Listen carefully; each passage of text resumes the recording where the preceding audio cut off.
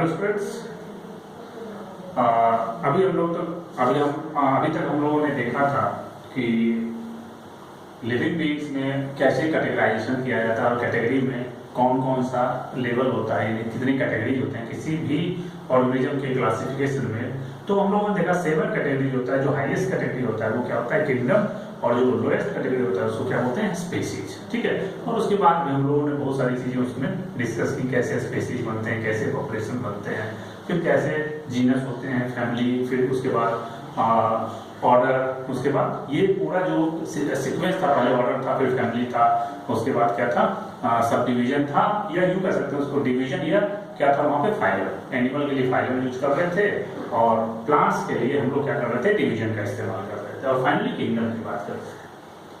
तो अब बात आज करें आज के लेक्चर में, तो आज हम लोग ये देखेंगे कि कोई भी ऑर्गेनिज्म अगर हमें मिलता है, ठीक है, तो उसको क्या करते हैं, सबसे पहले हम लोग कैसे क्या क्या उसमें मटेरियल इस्तेमाल होता है, कैसे क्या क्या चीज हम लोग ले, जैसे सपोज करिए कोई प्लांट है, तो कहीं भी कोई प्लांट अगर मिलता है तो उस प्लांट को कैसे वहां से निकालेंगे, कैसे वहां से उसको जड़ सहित या उसका या लीफ का पार्ट है, उसको लीफ को कैसे हम अलग करेंगे, वो क्या इंस्ट्रूमेंट होना चाहिए, उसके बाद वहां से कैरी करके लाएंगे कहाँ, लेबोरेटरी तक, तो वहां से लेबोरेटरी कैसे लाएंगे, वो किस चीज में लाएंगे, कोई प्रॉब्लम ना हो जाए। तो ये सारा प्रोसीजर जिसमें डिफरेंट थिंग्स का इस्तेमाल होगा, डिफरेंट इंस्ट्रूमेंट का इस्तेमाल होगा for the identification and characterization of organisms, चाहे वो एनिमल्स हो चाहे प्लांट्स हो, that is called the taxonomic aid. यानी जो टैक्सोनॉमिकल क्लासिफिकेशन में या टैक्सोनॉमी में जो जो इंस्ट्रूमेंट का इस्तेमाल होता है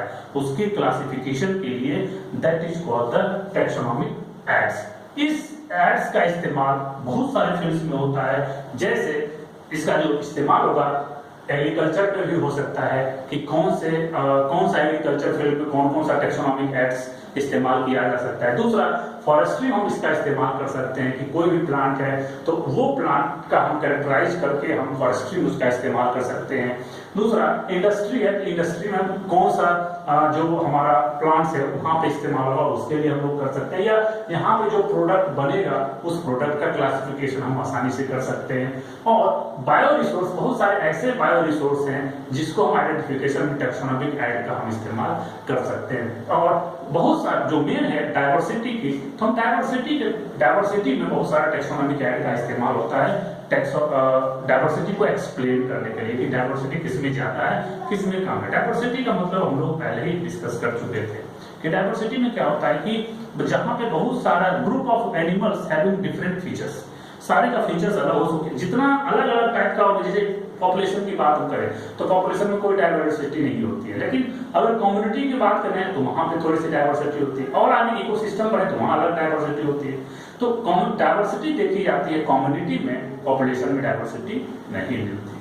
तो अब हम बात करें इसमें जो एड्स मतलब होता है इंस्ट्रूमेंट्स या वो थिंग्स जिसका हम इस्तेमाल करते हैं आइडेंटिफिकेशन के लिए, किसके लिए, टैक्सोनॉमिक आइडेंटिफिकेशन के लिए और कैरेक्टराइजेशन के लिए।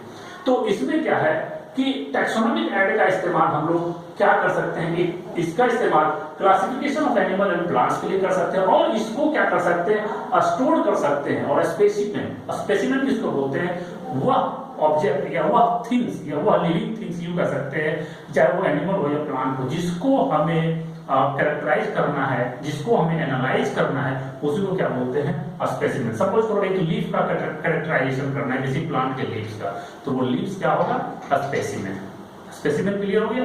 तो इस स्पेसिमेन को या तो आप तुरंत इंफॉर्मेशन के लिए गैदर कर सकते हैं, या उसको बाद में क्या कर सकते हैं, बाद में स्टडी के लिए क्या कर सकते हैं, उसको प्रिजर्व। तो जब बड़े बड़े लेबोरेटरी में जाएंगे, चाहे बॉटनिकल लेबोरेटरी हो या जूलॉजिकल लेबोरेटरी, वहां पे देखेंगे, स्कूल में भी बहुत सारे देखते होंगे कि लिक्विड में फॉर्मेल्डिहाइड या फॉर्मेलिन में क्या होता है, बहुत सारे ऑर्गेनिजम्स को रखा जाता है ताकि उसका डिग्रेडेशन ना हो। क्यों?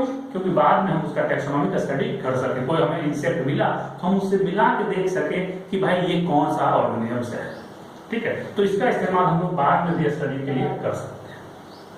क्लियर। अब एक एक करके बहुत सारे इक्विपमेंट हैं, बहुत सारे प्रोसीजर्स हैं जिसमें क्या करते हैं टैक्सोनॉमिक ऐड में आते हैं, जिसका हम लोग इस्तेमाल करते हैं टैक्सोनॉमिक क्लासिफिकेशन के लिए। ठीक है, तो पहला है हार्बेरियम। ये हार्बेरियम से नीट में क्वेश्चन पूछा गया है और पहला क्वेश्चन यही था कि हार्बेरियम का साइज क्या होता है। एकदम ठीक से रखिएगा, 29 × 41 सेंटीमीटर। 29 सेंटीमीटर जो होता है, जैसे मान लीजिए एक बुक है, तो बुक जो हार्बेरियम एक फाइल टाइप का स्ट्रक्चर होता है। तो फाइल क्या होता है, ये जो उसको ब्रेड्थ बोलते हैं, ये हाइट होती है। तो ये 29 सेंटीमीटर होगा ये और 41 सेंटीमीटर होगा ये क्या, इसकी हाइट। ठीक है, तो 29 × 41 सेंटीमीटर इसका फिक्स होता है। अब इसी को 41 × 29 कर दे तो भी गलत नहीं होगा, दोनों सही होगा, लेकिन डेटा यही होना चाहिए। और एग्जैक्टली यही नीट में पूछा था कि क्या होता है हार्बेरियम सीट का साइज क्या होता है, यही क्वेश्चन पूछा गया था। ठीक है, अब हार्बेरियम का काम क्या करते हैं। हार्बेरियम जनरली क्या होता है, इसमें या तो पूरे प्लांट, जो छोटा सा हार्बेसियस प्लांट है, या अगर कोई वुडी प्लांट है तो उस वुडी प्लांट का क्या करते हैं हम लोग, पार्ट को क्या करते हैं, प्रिजर्व करते हैं। ठीक है, उसको क्या करते हैं, उसमें ला के उसको प्रिजर्व कर देते हैं और बाद में उसको पूरा जो हार्बेरियम बनता है, उस हार्बेरियम के थ्रू हम लोग डायरेक्ट हम कोई भी लीफ, हमें अननोन लीफ मिला, उस लीफ को अगर इससे हम मिलाएंगे, अगर ये मिल गया तो हम कहेंगे कि इसको किस फैमिली में डालना है, इसको कहाँ ऑर्डर में रखना है, किस ग्रुप में रखना है, किस जीनस में रखना है, तो हम हार्बेरियम के थ्रू आसानी से कर सकते हैं। तो हार्बेरियम की अगर बात करें तो ये हार्बेरियम क्या है, it is the store house of collected plant. ये तो पूरा का पूरा प्लांट कलेक्ट कर लीजिए, या plant part that are dried, dressed and preserved in seeds. तो सीड के अंदर क्या होगा, प्लांट का पार्ट ही प्रिजर्व हो सकता है, होल प्लांट नहीं हो सकता है, पूरा प्लांट जो है वो नहीं हो सकता। स्पेशली छोटा प्लांट अगर होगा हार्बेसियस प्लांट तो उसको हम लोग कर सकते हैं, लेकिन बड़ा हार्बेसियस प्लांट होगा, ये बड़ा ट्री वुडी प्लांट होगा तो उसको हम लोग नहीं कर सकते। तो पूरा अगर वुडी प्लांट है तो उसको हम लोग क्या करते हैं कि पूरा का पूरा प्रिजर्व कर देते हैं और उसको क्या करते हैं, बॉटनिकल गार्डन के रूप में एस्टेब्लिश कर देते हैं और उस प्लांट के ऊपर उसका नोमेनक्लेचर, साइंटिफिक नेम और उस किस फैमिली से बिलोंग करता है वो उस पर लिख दिया जाता है, ताकि अब उस तरह का कोई भी प्लांट कहीं भी आप देखें तो उसके साथ आप मैच करा के बता सकते हैं। अगर वो ऐसा है इसका मतलब वो प्लांट का नाम वो होगा और उस फैमिली में वो आएगा। अगर उससे मिलता जुलता थोड़ा सा अलग होगा तो भी हम उस फैमिली को उसको रख देंगे।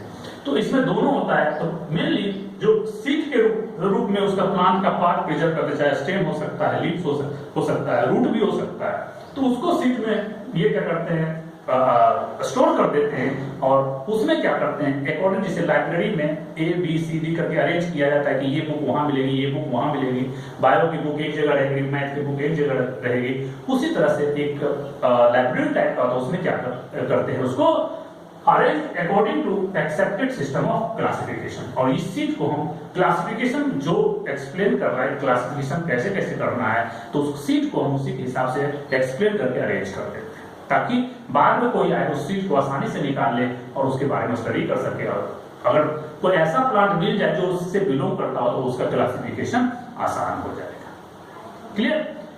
तो अब बात करते हैं जब ये हो गया क्लासिफिकेशन, तो क्लासिफिकेशन करते कैसे हैं। तो इस क्लासिफिकेशन में जो हार्बेरियम है, herbarium seat also carry the label the specimen. जैसे कोई बुक लाइब्रेरी जब अरेंज करते हैं तो देखते हैं उसके लेबलिंग कर देते हैं कि ये बुक है, बायो का नाम ये, और उसके बारकोड लगा देते हैं। उसी तरह से हार्बेरियम सीट को क्या किया जाता है, लेबल किया जाता है और उस लेबलिंग को लेबलिंग बोलते हैं। लेबल करना मतलब उस पर नाम लिखना, साइंटिस्ट का नाम लिखना, किसने उसको ढूंढा, कहाँ मिला, ये सारा चीज को ढूंढना क्या बोलता है, लेबलिंग। और लेबलिंग बहुत इंपॉर्टेंट है। और इसमें क्या करते हैं लेबल में, पहले तो कोई भी स्पेसिमेन है या कोई भी जो प्लांट का पार्ट उसको स्पेसिमेन बोलते हैं, उस पर डेट लिखना बहुत जरूरी है। यानी ये जो हार्बेरियम बनाएंगे उसके ऊपर डेट बहुत जरूरी है, किस डेट में आपने उस लीफ को लाया या कलेक्ट किया, उसको बोलते हैं सैंपल कलेक्शन।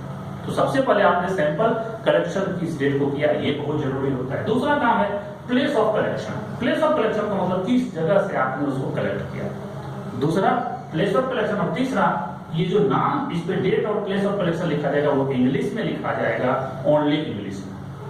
क्लियर।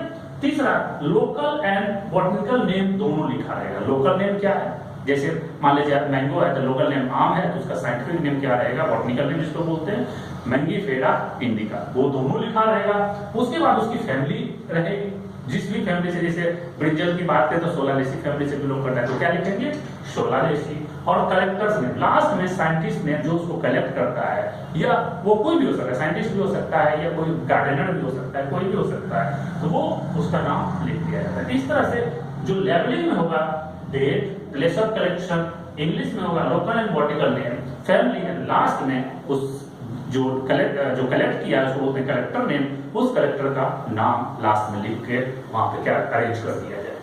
और जैसे ही उसको आइसोलेट करना होगा, किसी भी आप फर्दर सपोज करो कि कोई टैक्सोनॉमिस्ट जाता है स्टडी करने के लिए, कोई एमएससी या बीएससी कर रहा है, तो जो टैक्सोनॉमिस्ट वहां जाएगा स्टडी करने के लिए तो आसानी से उसको कैटलॉग में मिल जाएगा आसानी से, ठीक है।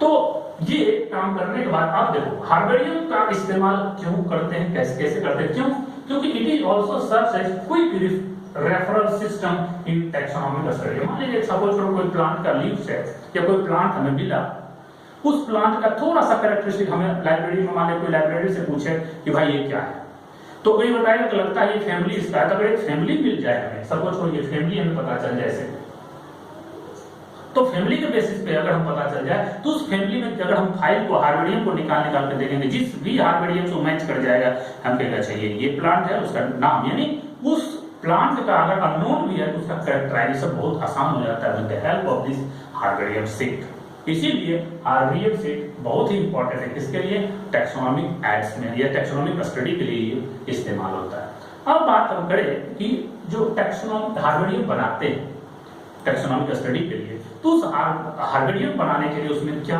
क्या इक्विपमेंट या क्या क्या चीज की जरूरत पड़ती है, क्या क्या थिंग्स हमें चाहिए जो हार्बेरियम बनाने के लिए चाहिए। तो बेसिक चीज की बात करें, नाइफ कटिंग के लिए इस्तेमाल होता है, चाहे कुछ कटना हो छिलना हो, उसके लिए नाइफ, सीजर्स कैंची जिसको बोलते हैं उसके लिए चाहिए। तीसरा डिगर, खुरपी जिसको बोलते हैं, डिगर मतलब अब कोई प्लांट मिट्टी में है तो मिट्टी सहित उसको निकालना है, कैसे आसानी से उसका रूट डैमेज ना हो जाए तो वो निकालना।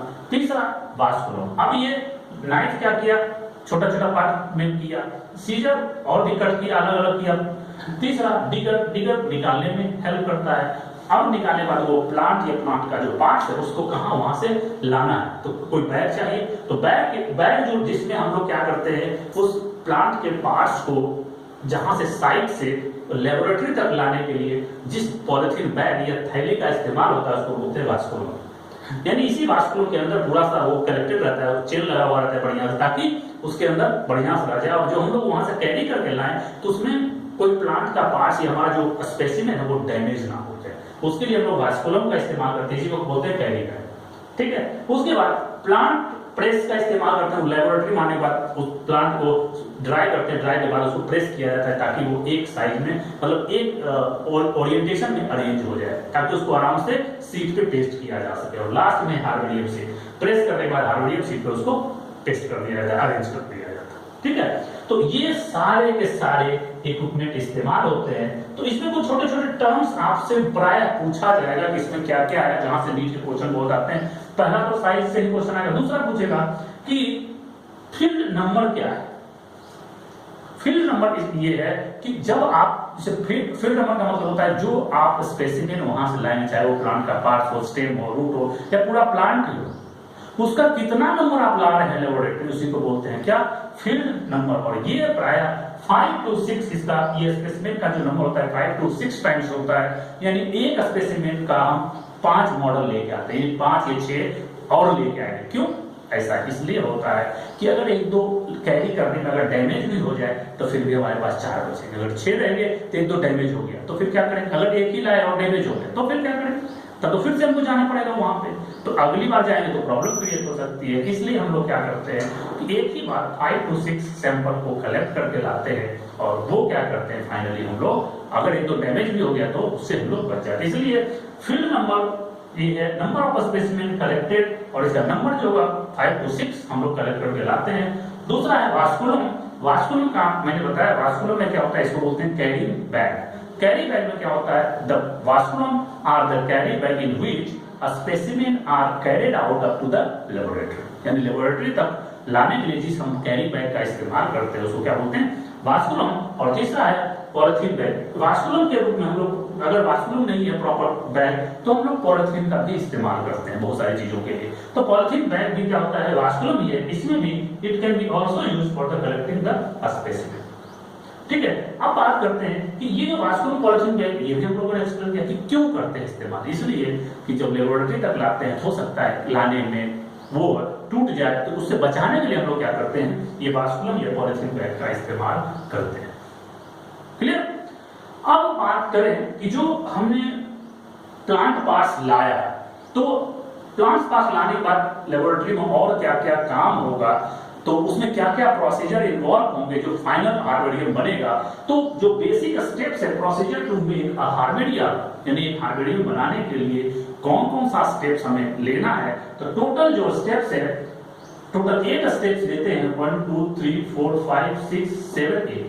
ये 8 स्टेप्स लेने के बाद फाइनली हार्बेरिया बन जाता है और फिर उसको लाइब्रेरी में अरेंज कर दिया जाता है। जब भी हो जाइए बॉटनिकल इंस्टीट्यूट जहां भी है, कॉलेज है, यूनिवर्सिटी, वहां पे हार्बेरिया बना हुआ रहता है, तो वहां पे आप आसानी से इसको स्टडी कर सकते हैं। बनारस हिंदू यूनिवर्सिटी में बॉटनी डिपार्टमेंट है, वहां पे बहुत सारे हार्बेरिया बने हुए हमने देखे थे वहां पे।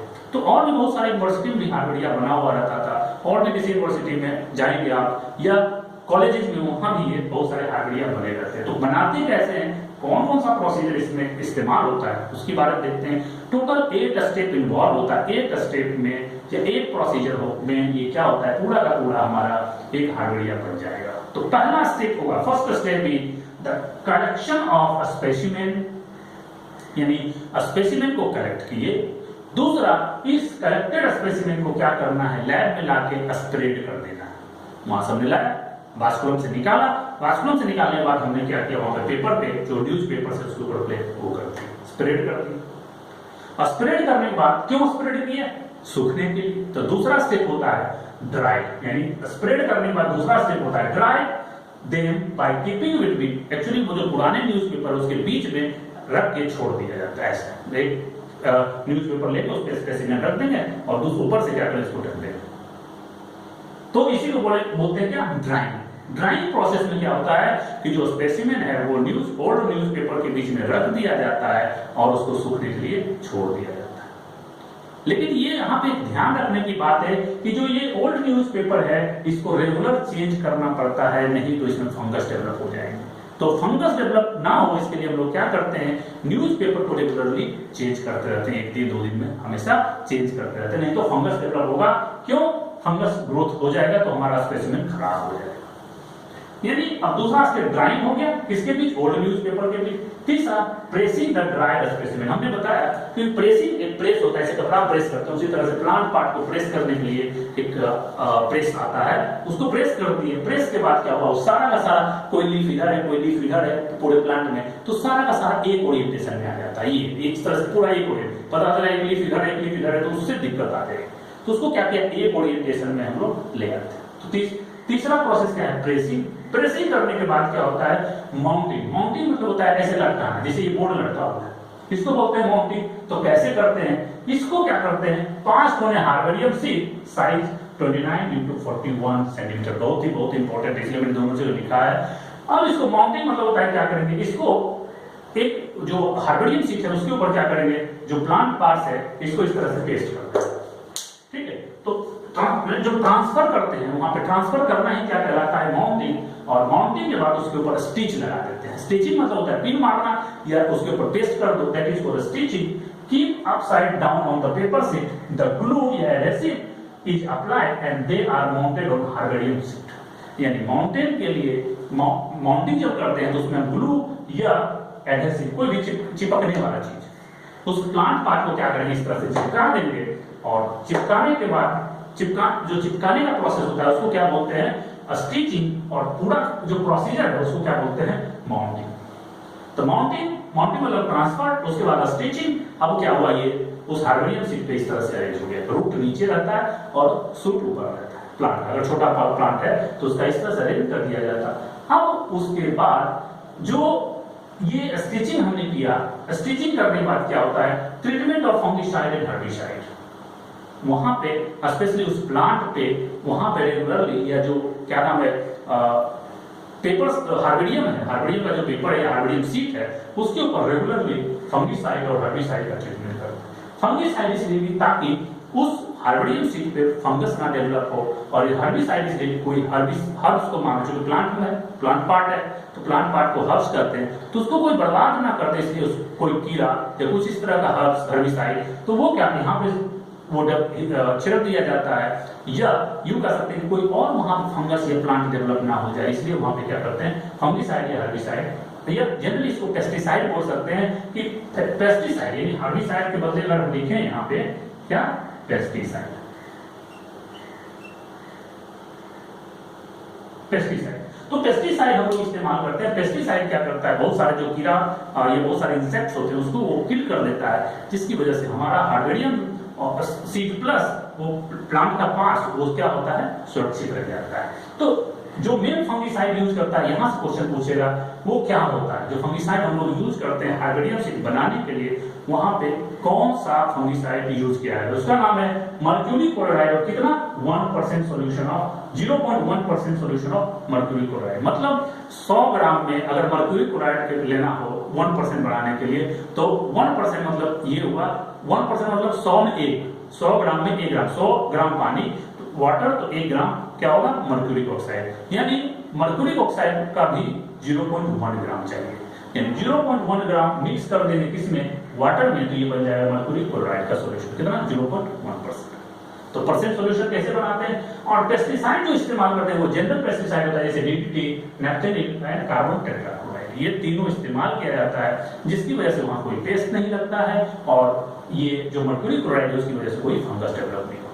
ये मेरा हो गया, यानी ट्रीटमेंट हमने कर दिया। अगला काम है लेबलिंग। लेबलिंग में हमने बताया कि क्या क्या काम किया जाता है, ये सारे काम date, place of collection, English, local and botanical name, family और कलेक्शन नेम, ये क्या किया जाता है सारा उस पे हार्बिडियम सीड पे लिख दिया जाता है, हैंड रिटन लिख दिए, यानी इसकी लेबलिंग हो गई। और फाइनली जो स्टेप है उसको बोलते हैं डिपोजिशन। डिपोजिशन तो होता है क्या, डिपोजिशन मतलब प्रॉपर्ली प्लेस करना, ये इसको क्लासिफाई करना, किसके हिसाब से, Bentham and Hooker system of classification. बहुत सारे क्लासिफिकेशन दिया गया, लेकिन बेंथम एंड हुकर जो स्पेशली थे, इन्होंने जो दिया था वो एंजियोस्पर्मिक क्लासिफिकेशन दिया था, यानी Bentham and Hooker gives the classification about the angiospermic plant. ये सिर्फ और सिर्फ एंजियोस्पर्मिक प्लांट के क्लासिफिकेशन के बारे में उन्होंने कहा था। तो उसके जो जनरली जो हम लोग प्लांट देखते हैं या कलेक्ट करते हैं वो क्या होता है, एंजियोस्पर्मिक प्लांट होता है। तो इनके हिसाब से जो बेंथम एंड हुकर ने बताया था उसके हिसाब से हम लोग क्या करते हैं, इस लेबल्ड हार्बिडियम सीड को क्लासिफाई करके क्या करते हैं, प्रॉपर जगह पे प्लेस कर देते हैं, that is called the deposition. So ये सारा जो 8 स्टेप्स है, ये 8 स्टेप में हम लोग किसी भी प्लांट का या किसी भी प्लांट पार्ट्स का हम लोग आसानी से हार्डवेयर बना सकते हैं। अब हमारा हार्डवेयर तैयार है, अब इसको हम अपने स्टडी में या कोई जो कॉलेज में बच्चे पढ़ते हैं उसको दिखा के समझा सकते हैं कि देखो ये प्लांट पार्ट कैसा है, क्या क्या कैरेक्टरिस्टिक है, कौन सी फैमिली में, कौन सा किंगडम है, जीनस क्या, स्पीशीज क्या, एवरीथिंग वहां पर वो मेंशन किया जाता है। क्लियर। अब इस हार्डवेयर का कुछ एग्जांपल्स है जो पूरे वर्ल्ड में है, कुछ इंडिया में है।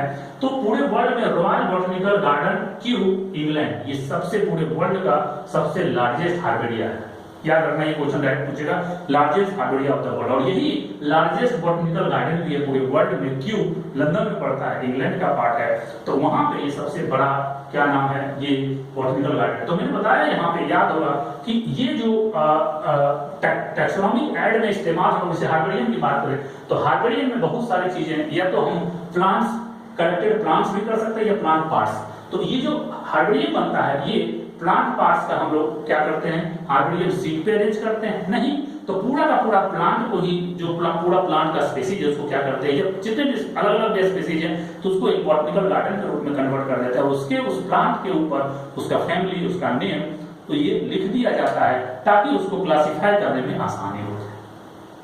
ठीक है, तो ये इस रॉयल बॉटनिकल गार्डन में एज पूरा का एज सच प्लांट ही रहता है, बड़े बड़े प्लांट होते हैं और उसके ऊपर उसकी फैमिली और उसका बॉटनिकल नेम लिखा हुआ रहता है। तो वहां पे हम लोग इसकी स्टडी कर सकते हैं, उस पर लिखा है तो पढ़ के भी बता सकते हैं कि अच्छा ये प्लांट का ये है, इस कैरेक्टरिस्टिक है। तो फैमिली हमें पता है तो बता सकते हैं अच्छा इस प्लांट में ये फैमिली है। हम ये समझ सकते हैं कि फैमिली अगर ऐसा होगा तो उसमें कौन कौन सा लीफ का टाइप क्या है, उसका कलर कैसा होना चाहिए, स्टेम कितना बड़ा होना चाहिए, तो ये सारा हम एक्सप्लेन कर सकते हैं। और बाकी ये नीचे का 3 जो है वो इंडिया में पाया जाता है, जो है central national arboreum Sirpur Kolkata में, जिसकी बॉटनिकल गार्डन भी इसको बोलते हैं। कहाँ पे? आगरा में जाएंगे कभी घूमने तो वहीं पे एक बहुत बड़ा बनियान का ट्री है, करीब करीब वो 4 से 5 किलोमीटर एरिया में क्या है वो फैला हुआ है। ठीक है, तो ये आप देखेंगे तो और वहां पे प्रेजेंट है, और वहीं पे जो ये क्या नाम है, ये जो बनियान का ट्री है, ये अकेला ट्री ऐसा है जो 1/2 किलोमीटर एरिया को कवर करता है। अकेला ट्री, और सिर्फ एक ट्री है, लगेगा कि पूरा पूरा जंगल बसा हुआ है। सिर्फ अकेला ट्री 1/2 किलोमीटर एरिया को कवर करता है। ये सिरपुर कोलकाता में पड़ता है। तीसरा है द मद्रास आर्बोरियम, कोयम्बटूर चेन्नई में है ये वहां पे। और चौथा आर्बोरियम ऑफ इंडिया है लखनऊ में, botanical research institute, national botanical research institute, वहां पे प्लांट के पार्ट्स को काफी बड़े लेवल पे स्टोर किया गया और प्लांट को भी एज सच बॉटनिकल गार्डन के रूप में एस्टैब्लिश किया गया। तो टैक्सोनॉमिक एड में हम लोगों ने आर्बोरियम देख लिया, इसके बाद बॉटनिकल गार्डन आएगा, जूलॉजिकल पार्क, जूलॉजिकल गार्डन्स आएगा, जू जिसको बोलते हैं वो आएगा। यही मेन 3 चीज है जहां पे जो है वो टैक्सोनॉमिक एड्स जिसका हम लोग इस्तेमाल करते हैं क्लासिफिकेशन के लिए। तो हम लोग नेक्स्ट लेक्चर में क्या देखेंगे, क्लासिफिकेशन में बॉटनिकल गार्डन या टैक्सोनॉमिक एड्स में क्या होता है, बॉटनिकल गार्डन क्या क्या होता है और कितने कितने हैं, कौन कौन से बॉटनिकल गार्डन है, उसके बारे में हम लोग स्टडी करेंगे।